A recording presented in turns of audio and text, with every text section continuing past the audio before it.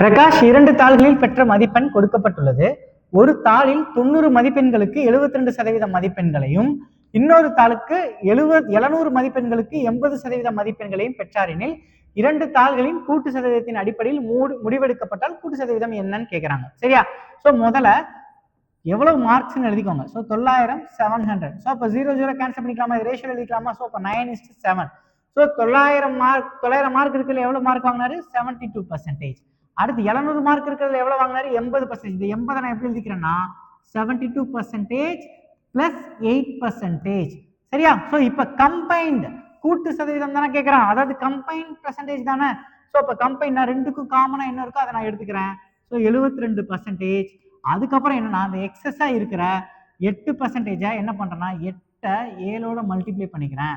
So 56 by 9 plus 7 16. So இந்த ரெண்டையும் cancel பண்ணா 3.5%.